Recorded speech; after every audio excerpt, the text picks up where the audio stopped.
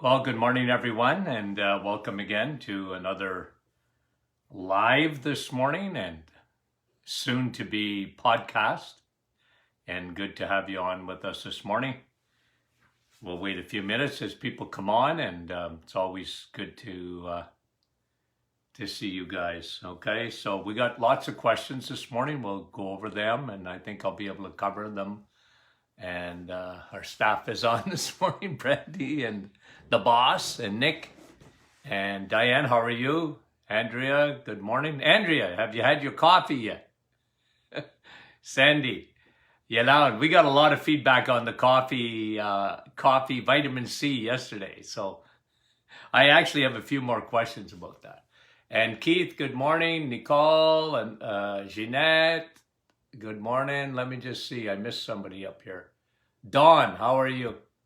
Good to have you on with us. Joanne and Margie from Sault Ste. Marie.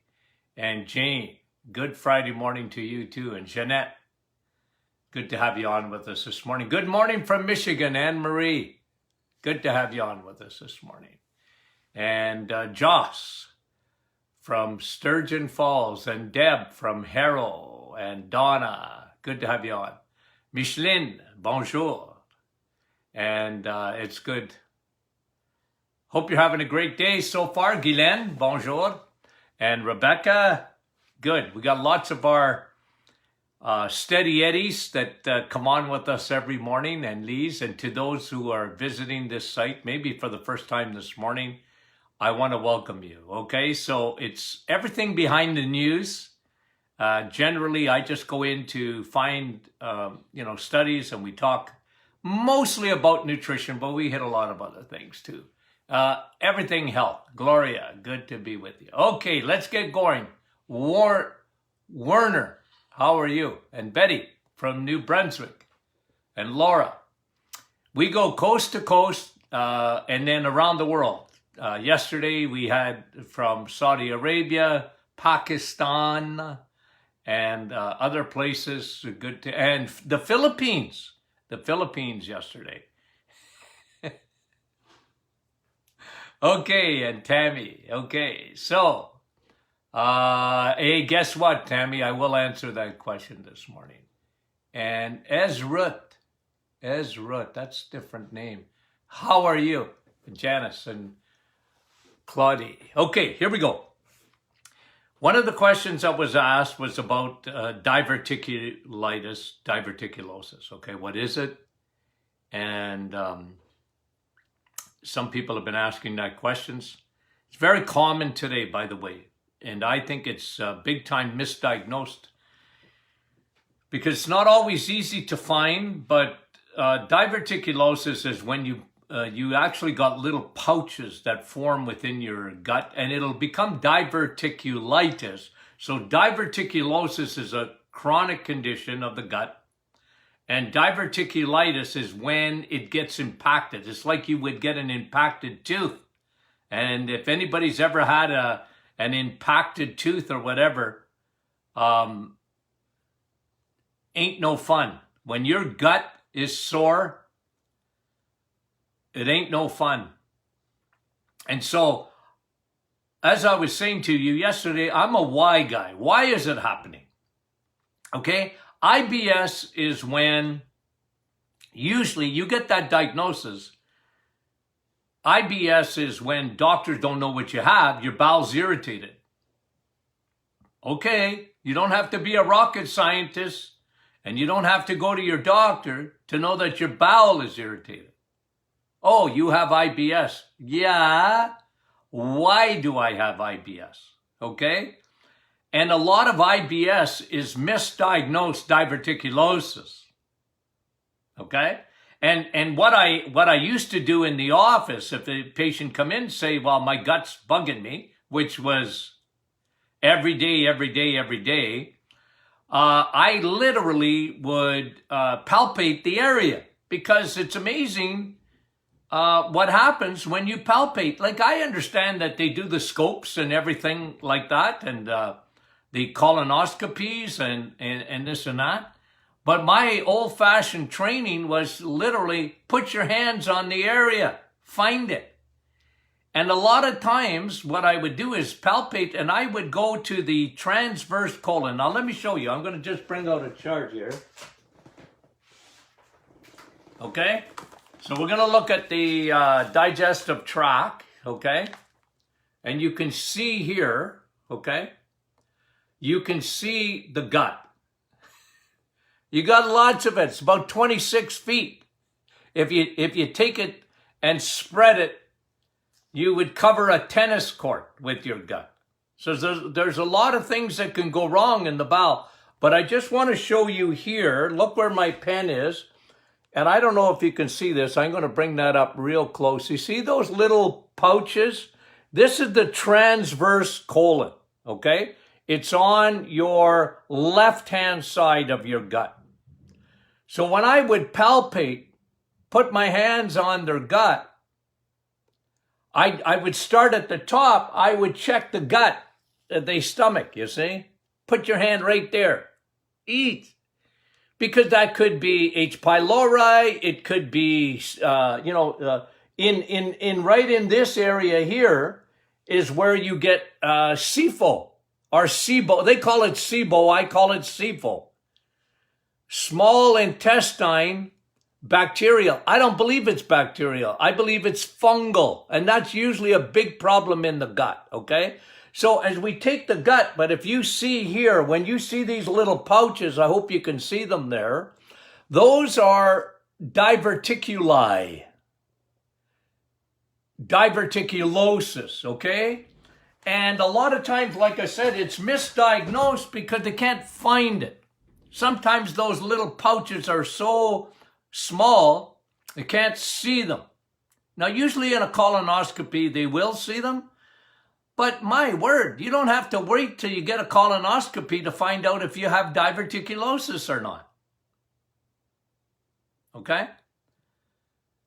Like, press in real hard, especially on your left-hand side. Press in real hard. Get someone to do it for you. If you got little pouches, you'll really feel it. You'll feel it. And if it ever becomes diverticulitis, that means it got impacted. So what happens? Feces. And if you Google diverticulosis, okay, they'll tell you to eat a lot of fiber. That's the worst thing you can do. That's the worst thing you can do, to have insoluble fiber. That's the problem today. Why do more? And I mean it, it's about 90 to 10. 90% 10. It's women. Why do women get diverticulosis? Salad. Yes, too much. You're not a rabbit.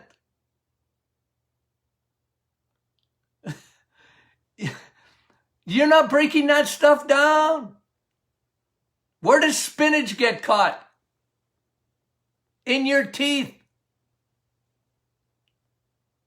And you ladies that love salad so much, that's why men don't get it as much. Not that we don't, men eat salad too, but not as much.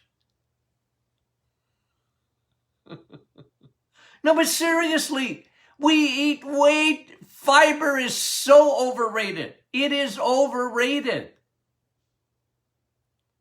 Oh, I gotta have my fiber. I start my day every day with fiber.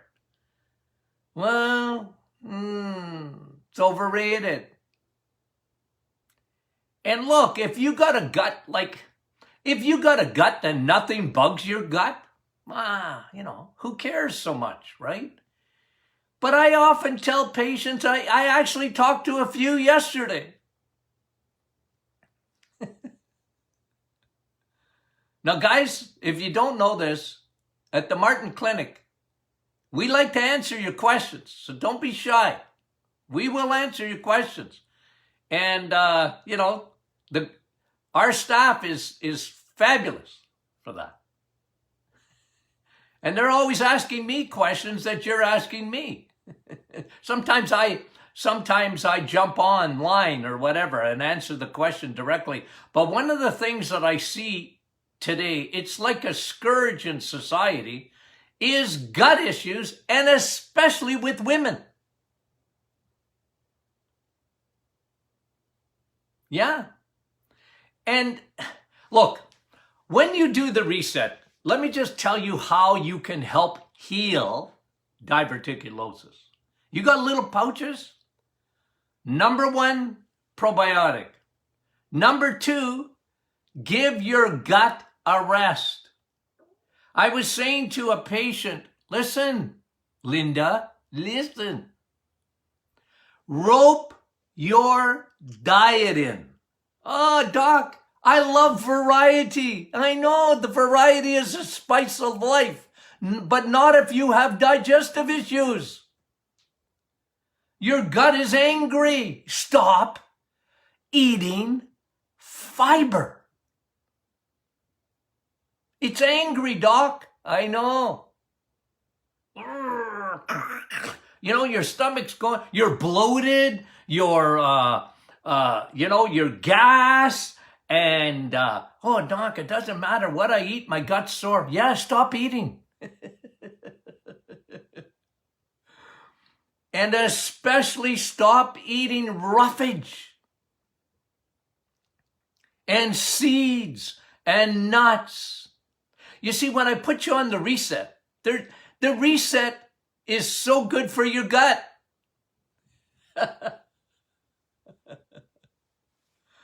George, this is for you, because you had me laughing yesterday, because you said, you know, you were commenting on our Facebook group that your pancreas has gone to Hawaii, your liver's gone to Hawaii on a holiday, and your gut went on a holiday too to Hawaii. It did.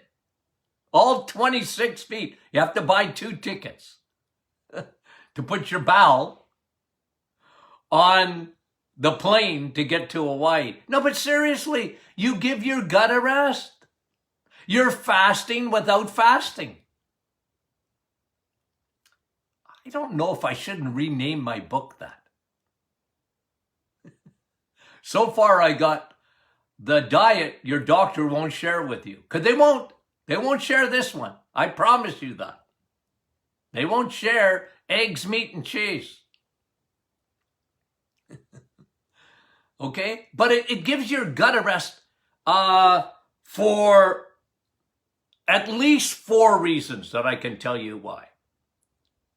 Fiber, that's one. Okay? You're not eating fiber for 30 days.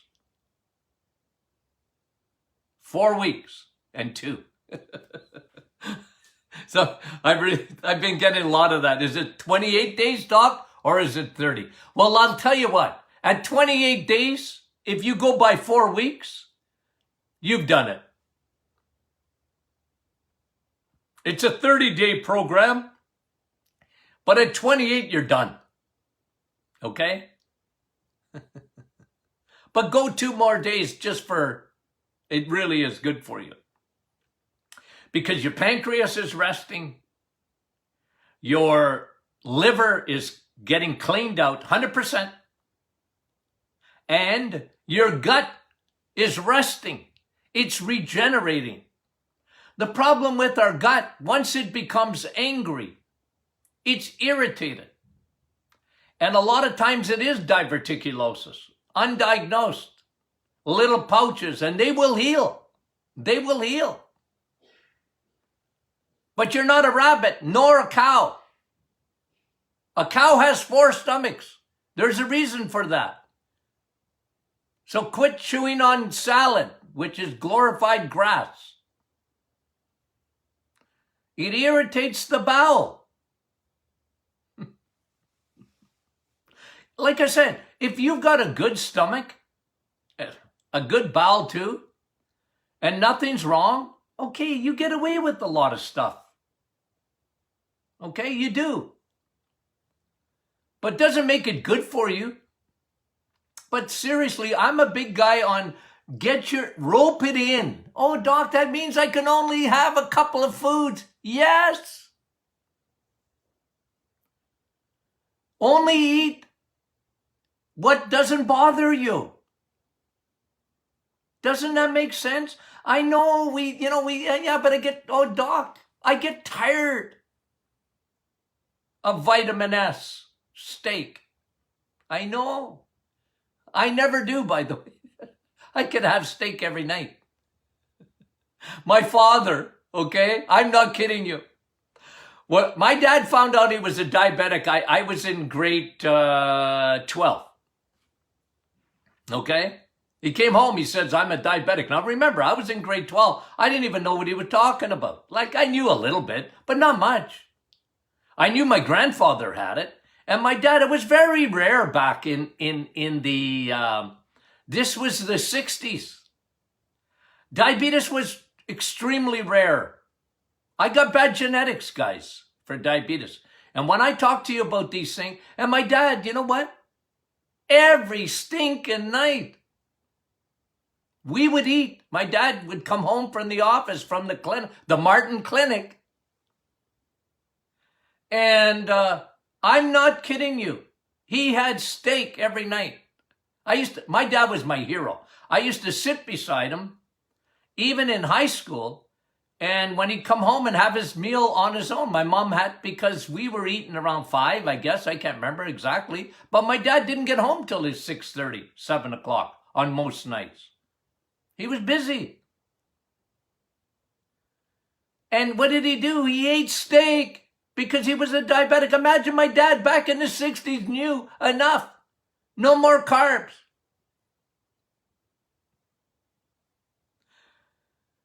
But if you got a bad gut, stop eating fiber. It's bothering you. Ladies. Okay, now. Okay? So when you're on the reset, what are you not eating? You're not eating fiber. You're not eating lectins. Okay? Which bind the proteins. You're not eating gluten. Gluten schmooten. I'm not big on gluten as much as I'm big on insulin. You know, a lot of people say, well, oh, doc, it's gluten. And it might be. But more often than not, as soon as I get them off the carbohydrates, they're better. Their gut's better. Their skin is better. Everything is better. But look, if you found out it's specifically gluten, but don't eat the gluten-free stinking junk food that's on the shelves today. Oh, I can have gluten-free cookies because they're gluten-free. No, you can't. They're not good for you. They're full of sugar and full of carbs. I know they don't got no gluten, but anyway. It's amazing what happens to your gut when you lower insulin. Insulin is an inflammatory hormone. It creates inflammation in your body from your head to your toes, including your gut.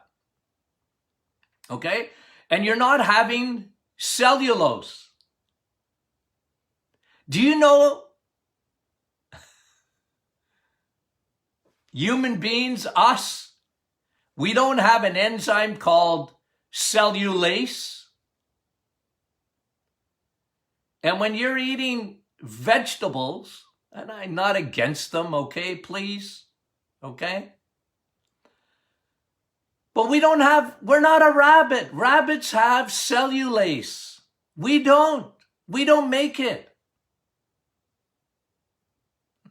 Somebody asked me, I want to have all that vegetables. Is it all right if I just take an enzyme to eat it? Well, how about avoiding them if they're bugging you? Anyway, okay. And and you're not having oxalates. So there's 5 reasons. And those 5 things will irritate your gut big time. Okay? So give your gut a rest. Let it regenerate. And don't live on salad. I'm sorry. if I've offended you. The Apostle Paul said in Galatians, I think it's 4:16, have I become your enemy because I told you the truth?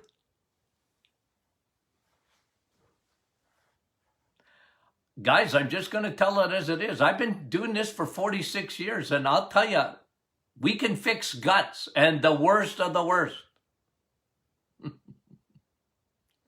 The worst of the worst, but you gotta take sometimes some very drastic measures. Okay, now somebody asked about gallbladder, and I covered this before, but let me just say it again. Why do women, ladies, I don't mean to pick on you today, but I gotta just tell you the truth, right? As far as diverticulosis, it's 90-10. Not that men can't get it, but they get it much more rarely. They get other digestive issues, but they don't get diverticulosis as much. That's number one. Number two, 90-10 is gallbladder problems. There's two reasons for it. Why do we see so much of it today? There's two reasons. One, if you're a woman, you make estrogen. And if you make too much estrogen, okay, if you're estrogen dominant, one of the symptoms is, you see what it is, okay? And it often happens after having a baby. You leave all your progesterone, ladies, in the placenta. And your ovaries are supposed to kick it in and get it back up so it balances between but progesterone is so important even for any, like your bladder, your bladder, right? You know what that is, ladies? And your gallbladder. It helps for your gallbladder to work properly. And this is why a lot of times women, especially, will have trouble with that. But I'm going to tell you the second reason. The second reason that women, especially, have trouble with their gallbladder is because they don't use it enough. Use it or lose it. Oh, Dr. Martin, I'm eating fat-free yogurt. That ain't smart. We bought the fat-free lie. It started with, don't eat butter, eat margarine. Right? Basel. We bought it. Hook, line, and sinker. And we eat fat-free. Oh, I only eat, Doc, chicken. Well, you don't need a gallbladder for chicken. You need a gallbladder for steak. And especially if you eat the fat where all the vitamins are. Eat the fat.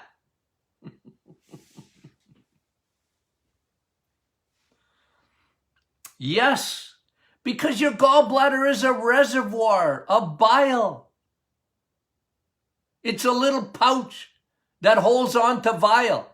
And when you eat fat, it helps to emulsify it. Yeah, like dish soap. Picks up grease, right? We know that, dish soap, right? It emulsifies the grease. And that's what your gallbladder is made for, to emulsify your fat. You pour a little bit of bile. It helps to pick up, to emulsify it, to pick up all the vitamins and all the nutrients. Fat is so good for you. But, I don't eat fat. I eat fat-free. I know, and that's stupid. And you wonder why your gallbladder is full of stones. Yes. How do you get stones in your gallbladder? You're not using it. So somebody asked, good question, can I eat like eggs, meat, and cheese? and I don't have a gallbladder, yes, go easy though. And one of the best ways when you don't have a gallbladder is implement intermittent fasting. Give lots of time for digestion, meaning stop eating about 5 o'clock at night if you can. No more food. If you don't have a gallbladder, and let your gut do all, it's got a backup plan. Your body's smart. And if you don't have a gallbladder, please use digestive enzymes. Okay?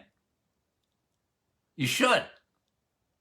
These are wonderful questions, but you can see why I get so excited all the time, because people are lying to us.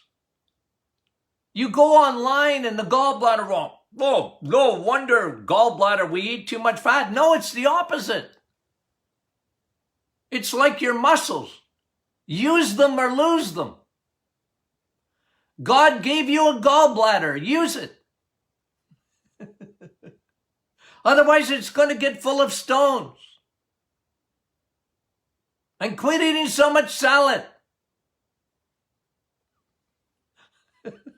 Somebody said to me, Dr. Martin, you're degrading women. No, I'm not. I'm your friend. I love you. You guys know that. I'm just telling you like it is, because you're not going to hear that very much. There's a whole agenda today. There is. The news behind the news. There's an agenda to make us vegetarians and vegans. The meatless craze. It's craziness, guys. I don't know how to explain to you. As a PhD in nutrition, it's insanity, in my opinion. It is an agenda. It's not good for you. There, I said it. So I know go on Netflix and don't eat this, and meat is bad, and no, it's not, guys. You need it. You need it. Have I become your enemy because I told you the truth? I just plan on preaching, guys. I plan on preaching. Okay, let me just see if I can get to the other ones. I can get to some other questions. Oh, they were asking about xenoestrogens because I mentioned that, right? Well, I went online, Purell, right? That is a hand sanitizer. And they said, well, what's in it? Okay, let me just see. I can't even pronounce it. Well, there's ethyl acetate. There was a recall, by the way, on the ethanol because it was industrial grade ethanol. They recalled some of these hand sanitizers. Can I tell you something stupid that happened? This really happened during COVID. People were gargling with bleach. They got so scared of the virus. Instead of talking about the immune system, and nobody seems to be doing that, we're always talking about the virus, and it scared some people so much that they were gargling. I'm not kidding you. I went on Health Canada's website. They were gargling with bleach or spraying their hands with Lysol. If you can't pronounce any of those things, one thing they are for sure are all xenoestrogen. Your body, you're worried about the virus, so you're cleaning your hands. And I'm not telling you not to clean your hands. By the way, when you walk into the hospital, you can't go there now unless you're transported there or you go to emergency. But you can't go visit because of COVID. But when they have the hand sanitizers, that doesn't even get rid of, that soap and water is much better to get rid of C. difficile, which is in the hospital. It's at your hospital, a C. difficile. It's difficile. That's a French word, like it's a difficult bacteria to get rid of. It's the overuse of antibiotics. But when you walk in the hospital and you put your hand sanitizers, guys, you're killing all your good guys, all your good bacteria. It's part of your immune system, guys, on your skin. So don't over clean. And I don't like chemicals. Because when you're rubbing your hands, they're going right into your body. Why do you think Health Canada did it? I didn't do it. They recalled a lot of hand sanitizers because they were using industrial strength ethanol. Enough to kill you. It's a carcinogen. But xenoestrogens. Let me just see. What else did they put on there? Tocopherol acetate, cross polymer, methanol, propanol. If you can't pronounce it, it's a xenoestrogen. Xeno. Okay, it's not estrogen. It isn't estrogen, but your body thinks it is. It's a xenoestrogen. Your body mistakes it for estrogen. And your body likes estrogen, especially you ladies. It's Ladies' Lives Matter. Part 3. Somebody was asking about coffee. Which is the best? Dark roast. Well, it's like, what's the best chocolate? Dark. My wife calls it X-Lax. Sugarless dark chocolate. I like dark chocolate, but it has the most polyphenols and the most antioxidants. So does the dark roast. But they're all good. All coffee is good. It depends what you put in it. Somebody was asking me yesterday about the caffeine. Well, have the decaf. And if you can, look for Swiss water decaf. What's that mean? They use no chemicals to decaffeinate the coffee. A lot of people mistake the benefits of coffee, and it's not the caffeine that benefits you. It's the bean. So whatever which way you like it, and you know, if you can't have the caffeine, a lot of people can't. It's usually a sign that your adrenals are bothering you. Have decaf. Somebody asked me about instant coffee. It's probably not as good, not as much antioxidant. It's still good. It's the bean. It's the bean. All the things I talked to you about yesterday. Wasn't that fascinating? The real vitamin C is coffee.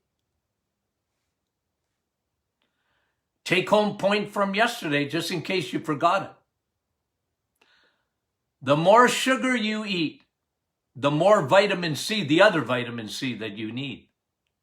You see, when you're eating low carb, you don't need a lot of vitamin C. And coffee will do. Because remember what I said? Okay? I'm getting some courses ready. It'll coming out in the fall on nutrition. Okay? And I think some of you want to take the course. I think you should. You'll enjoy it. Plus, you're going to get a certificate at the end. Okay? But you're going to have to learn this stuff. You're going to have to learn it. Okay? And vitamin C structurally looks like sugar. It looks like glucose. They have very similar structure. So your cells can get fooled. And the more sugar you, and your body, like I said yesterday, will take in that sugar first. Okay? And coffee is a prebiotic. Yes, yes, yes. Who just said that? Was it you, Cheryl? Hold on. Sorry. Yes. Coffee is a prebiotic. Yay! Your good bacteria love it. Okay. Was there any other questions? Oh, nails and hair. Okay. Now let's do a whole thing on nails and hair. Okay. Ladies, your hair. It's your glory. You want to have wonderful hair. Men, we don't care so much, right? When I hit 50, I started losing my hair. It's so typical for a man, okay? Thinning out. Okay? I'd love to have all my hair, but you know what? It thins out. Most of us get that. But women, it's not normal for you to have thinning hair. So you know what? We'll do a whole session on this, okay? Maybe next week. We'll talk about hair and nails. Men, we don't care about our nails. But you do, ladies, don't you? And that's why we're from different planets. It's normal. Okay. So I'm sorry, ladies, I picked on you today. I just want to make sure. Oh, you know what? Let me finish with this. Should kids be on a multivitamin? Nah, I'm not big on multivitamins. Okay? Very good question, by the way. Give your kids a multivitamin? Nah, if you want to, but there's not much in a multivitamin. Look, if they have a specific condition, then get very specific. If you're not sure what to give your kids, here's what I recommend every kid on the planet should have. Probiotics and vitamin D. Now, I give high DHA oil to a lot of kids for their brain. Okay? So you can be very specific. If they got cognitive issues, I give them high DHA oil and Navital. But if you know, I mean, the best vitamin that you can give a kid is get them off sugar. You want to give them a multivitamin? Get them off sugar. Or limit it. I don't know if you're able to get them off sugar completely. Not easy. Okay? But you'll do your kid the best favor in the world if you can train them up. And the kids are smart. Oh, I find they're so smart, kids. You know? Lead by example, parents and grandparents. They see it. You can lead a horse to water. You can't make them drink it, but at least you can preach it. And do it by example. Okay? Thanks so much, guys, for all the good questions. Okay? You guys are great, and I don't want to apologize for my rants, but hey, it's who I am. Okay? I got to rant because when I get on things, it bugs me. Okay. Love you guys. We'll see you next week, prayerfully, and have a great weekend and stay healthy. Love you.